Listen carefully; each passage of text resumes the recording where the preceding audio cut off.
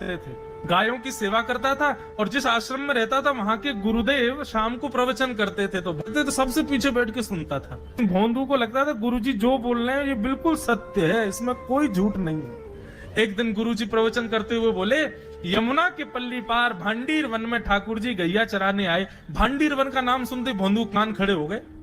बोले भांडीर वन तो मैं जाता हूँ गैया लेके, मुझे तो कभी मिले नहीं वहां पे। अरे मुंह में ही कमी होगी, मुंह में ही सामर्थ्य नहीं होगी उनको देखवे कि मैं ही नहीं देख पाए होंगे, वो तो आते होंगे वहां पे, मुझे ना दिखे होंगे। भोंदू ने पहली बार जिज्ञासा करी, गुरुदेव ठाकुर जी दिखते कैसे हैं?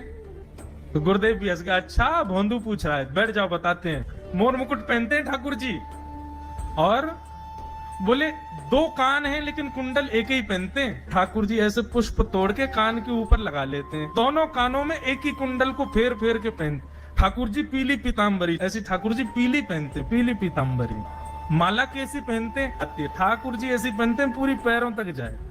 ये देखो गुरु जी कह रहे हैं तो निश्चित है भंडीर वन में आते हैं ठाकुर जी। भोंदू अपनी गैया लेकर के भांडीर वन पहुंच गया। गैया चर रही थी, अब भोंदू ढूंढ रहा है, कभी वृक्ष के नीचे जाके देखे, कभी कहीं देखे, कभी ढूंढे कहीं से चंदन की सुगंधी आ जाए। गुरुजी बता रहे थे उनमें से चंदन की सुगंधी आती है, क्या पता कन्हैया यहीं कहीं हो। इतने भाव से, इतने प्रेम से और इतने भोलेपन से ढूंढने लगा ठाकुर जी को, और ठाकुर जी नहीं मिलते ना तो अपने आप को ही कोसता, मुंह में योग्यता ना होगी यही मारे ना मिल रहे, ठाकुर जी तो यही है। गुरु जी की बात गलत नहीं है, ठाकुर जी तो यही है।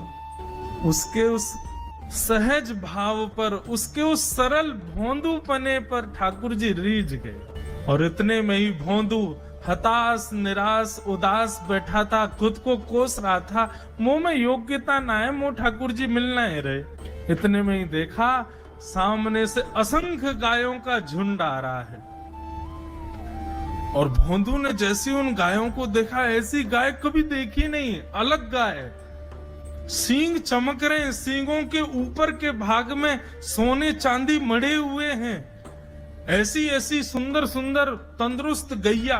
तभी देख रहा है भोंदू पीताम्बरी पहनी है, गले में वैजंती माला धारण की है, सिर पर पाग पहनी है, एक कान में कुंडल है, मंद मंद मुस्कुरा करके दतुइयां दिखा रहे हैं, कटाक्ष नेत्रों से कभी इधर देख रहे हैं कभी उधर देख रहे हैं, अपनी वेणु को कमर में कस करके गैयाओं के गले में गलवैया डाल करके श्याम सुंदर भोंदू की तरफ चलते भय आ रहे हैं। ये दृश्य देख कर के हाथ पांव कांपने लगे भोंदू के।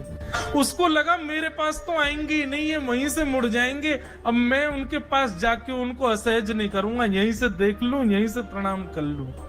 लेकिन जैसे जैसे प्रणाम करके ऊपर देखता, ठाकुर जी और पास आ रहे हैं, और पास आ रहे हैं, और पास आ रहे हैं। जैसे ही ठाकुर जी आकर के बैठे, भोंदू के पास शब्द नहीं है, हाथ पैर कंपित हो रहे हैं, उसको सूझ ही नहीं रहा करूं क्या मैं, इनके लिए क्या बिछाऊं, कहां बैठाऊं। ठाकुर जी ने अपने आप ही भोंदू के गले में हाथ डाली, अरे तेरा नाम कहा है? जैसे ही ठाकुर जी ने नाम पूछा, भोंदू अपना ही नाम भूल गया, बोले मुझे याद ही नहीं मेरा नाम क्या है, पर प्रेम से सब लोग मुझे भोंदू बुलाते हैं। अब तो भोंदू नाम सुनते ही ठाकुर जी ताली दे दे के हंसने लगे, तेरा नाम भोंदू है? बोले हाँ मेरा नाम भोंदू है। और ठाकुर जी आपको अच्छा लगा? बोले हाँ बहुत अच्छा लगा। आपको नाम कहा है? ठाकुर जी बोले तुम मैं ना जाने? बोले जानू तो ना हूं, लेकिन गुरुजी ने जैसा रूप बताया वैसा ये आपको, तो आप कहीं नंद नंदन तो नहीं हो? ठाकुर जी बोले हाँ मैं नंद नंदन नहीं हूँ, यशोदा जी को लाला, नंद जी को लाला। भोंदू बोलो जय हो भगवान, आज आपके दर्शन है गए। गुरु जी और सब बालकन को तो आप शायद रोज ही मिलते होंगे, लेकिन मैं ही अभागो, मोको आप आज ही मिले हो। ठाकुर जी बोले अब चल बात मत बनावे, जल्दी कछु खवा, मुंह को भूख लग रही है। भोंदू एक कपड़े में रोटी बांध के उसमें मिर्च और गुड़ रख करके लेके गया। 2 रोटी थी। भोंदू ने जैसे खोली, एक रोटी ठाकुर जी के सामने धर दी, एक अपने पास रख ली, बोले मैं भी तो खाऊंगा। ठाकुर जी ने बढ़िया रोटी ऐसे घुमाई और प्रेम से गुड़ खामे और रोटी पान लगे प्रेम ते, और ठाकुर जी तो चप चप करके नेक देर में पा गए। भोंदू तो भूल ही गयो, मुँह खानो भी वो ठाकुर जी को ही देख रहा है। ठाकुर जी बोले और जोर की भूख लगी, ला अपनी रोटी दे दे। भोंदू बोलो मुँह को भी भूख लगी है। बोले अच्छा चल आधी आधी खा ले, या मैं आधी तू खा ले आधी मैं खा लूं, दोनों खा लिए। कल तो नेक्स्ट से ज्यादा सी रोटी ले आइयो, भूख ज्यादा लगे, और सुन यही समय आइयो, मिलूंगा कल भी तोते। ठाकुर जी अपने मार्ग पर चले गए। भोंदू इतना प्रसन्न है, बोले आज मुझको ठाकुर जी मिल गए। गुरुदेव के प्रवचन का समय हो गया, भोंदू पीछे जाके बैठ गया, अपने गुरुदेव को प्रणाम करे, इनकी कृपा से ठाकुर जी मिले। उसने किसी को नहीं बताया, उसको लगा सबको ही मिलते हैं भगवान, मुझे ही मिले बहुत दिन बाद।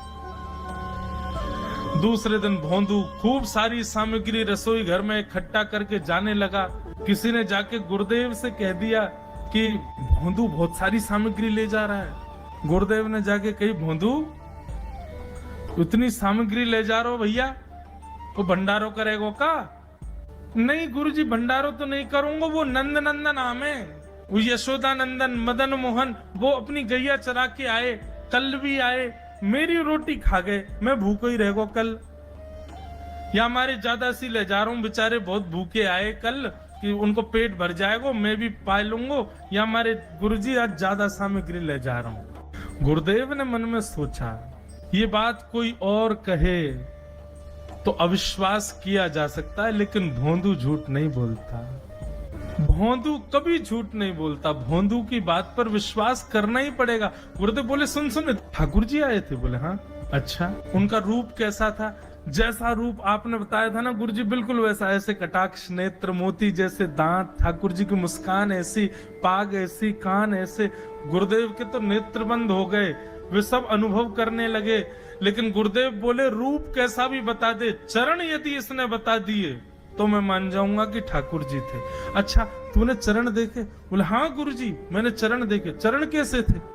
ठाकुर जी के चरण जब वो चल करके आगे बढ़ते हैं ना तो चिन्ह बन जाते हैं। कहीं ध्वजा बनी थी, कहीं शंख बना था, कहीं कुछ बना था, और उनके जो नखून है ना उनमें से ऐसा लगता है मानो जैसे कोमल का पराग हो, कमल का पराग हो। और चरणों का रंग कैसा, जैसे मानो जैसे गुरुदेव कमल होता है ना, कमल की आकृति, ऐसे ठाकुर जी के चरण। जब चरण का यथावत वर्णन भोंदू ने कर दिया, गुरुदेव समझ गए, बोले निश्चित ठाकुर जी आते, नहीं तो भोंदू कहाँ जाने, इतनी बुद्धि नहीं है उस पे कि वो इतना सब कुछ ढूंढ धाड़ के मुझे बताए। भोंदू एक काम करेगा? बोले हाँ।